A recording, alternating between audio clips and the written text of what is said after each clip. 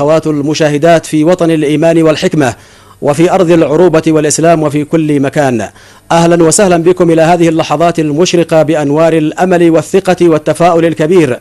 يا شعب الإيمان والحكمة، يسرنا أن نزف إليكم فيها أزكى البشائر وأجمل وأروع الأخبار، حيث يطل عليكم فخامة الأخ القائد الرمز رباني وطن الحرية والبناء والتنمية والديمقراطية، فخامة الأخ علي عبد الله صالح رئيس الجمهورية حفظه الله ورعاه في حله وترحاله، ليلتقي بكم في كلمة صدق ووفاء وشكر وامتنان إلى الله سبحانه وتعالى وإلى كل أبناء شعبنا اليمني الأبي الوفي الصادق الإيمان والولاء والالتزام.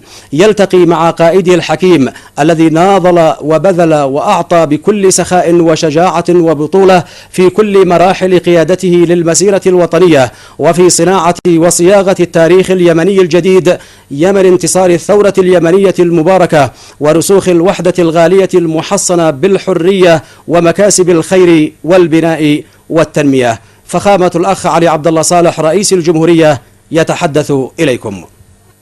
بسم الله الرحمن الرحيم. أتوجه بالتحية والتقدير شعبنا اليمني العظيم في الداخل والخارج، رجالا ونساء، شبابا وشبان، على صمودهم ومواجهة التحدي الذي حدث في أول جمعة رجب من قبل عناصر الإرهاب والمرتبطة بعناصر الإرهاب. فشعبنا اليمني صامد وسيظل صامد متحديا لكل أنواع التحديات التي تستهدف أمنه واستقراره وتستهدف الحرية والديمقراطية والأمن والاستقرار. لقد فهم الكثير الديمقراطية فهما خاطئا من خلال الممارسات الخاطئة، قطع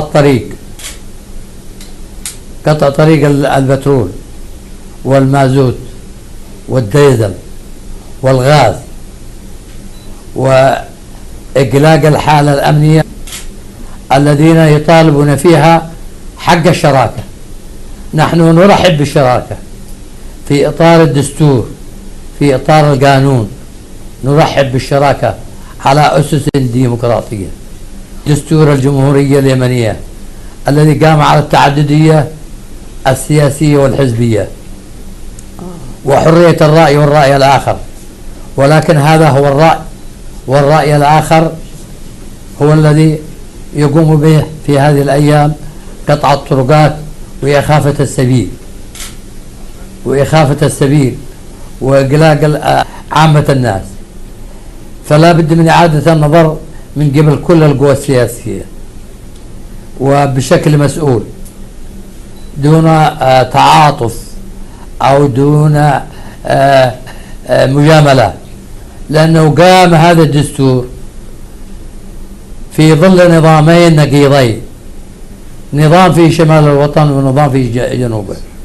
فكان يريد أن يفرض جنوب الوطن الدستور، هذا هو نفس الدستور، ويعتقد أنه الكاسب، وشمال الوطن كان يريد يفرض نفس الدستور ويعتقد أنه الكاسب. أين الرجال الواعيين؟ أين الرجال الصادقين؟ أين الرجال المؤمنين؟ أين الرجال الذين يخافون الله؟ لماذا ما يقفوا مع الحوار؟ يقفون مع الحوار والوصول إلى حلول مرضية.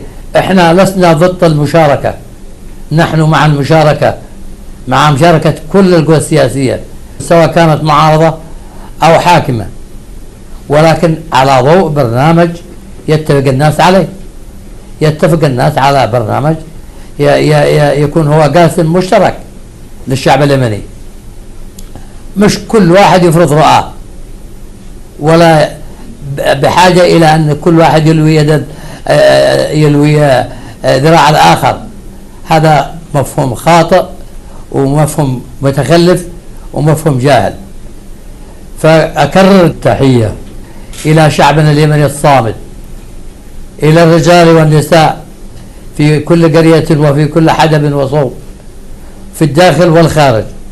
واسمحوا لي أن أتوجه بالشكر والتحية والتقدير إلى خادم الحرمين الشريفين الملك عبد الله بن عبد العزيز وولي العهد الأمين وقيادة المملكة على الرعاية الكريمة والاستضافة منذ أن وصلنا إلى أراضي المملكة العربية السعودية، وقد استحصلنا على عناية كاملة ورعاية رائعة، وهذا ليس بغريب على دولة جارة شقيقة وهي المملكة العربية السعودية التي تربط شعبنا وقيادته روابط وثيقة وهامة واستراتيجية وعلى مختلف الأصعدة. نعم، لقد أجريت أكثر من عملية، أكثر من 8 عمليات ناجحة، وهي حروق نتيجة للحادث، منها 8 عمليات ناجحة. وأجريت عدد من العمليات لعدد من المسؤولين مثل رئيس مجلس النواب ورئيس مجلس الشورى ورئيس مجلس الوزراء ونائب رئيس مجلس الوزراء ونائب رئيس مجلس الوزراء صادق أبو راس ورشاد العليمي محافظة صنعاء، وأكثر من شخص أجروا أكثر من عملية، فهم في حدود أكثر من 87 شخص الذي أصيبوا في هذا الحادث الجلل. منهم من استشهد من الضباط، ومنهم من جرح، ولكن إيمانهم وصبرهم وجلدهم وحبهم للوطن مستعدين أن يقدموا مئات الشهداء ومئات الضحايا لهذا الوطن. فتحية لأولئك الأبطال الذين صمدوا والذين واجهوا التحدي بتحدي وسنواجهه بالتحدي. لن ننسى أن نتوجه بالشكر والتقدير والاعتزاز إلى المؤسسة العسكرية والأمنية الوطنية الذي وقفت إلى جانب الشرعية الدستورية ومعها الشرفاء من أبناء شعبنا اليمني العظيم. فهذه المواقف ليست غريبة على هذه المؤسسة الوطنية الكبرى التي هي ملك كل أبناء الوطن. أوجه الشكر إلى الأخ نائب رئيس الجمهورية على كل جهوده الذي يبذلها من أجل رأب الصد بين كل أطراف العمل السياسي، وندعو له بالتوفيق. تحياتي مرة أخرى مع تحياتي إلى قيادة المملكة العربية السعودية، والسلام عليكم ورحمة الله وبركاته.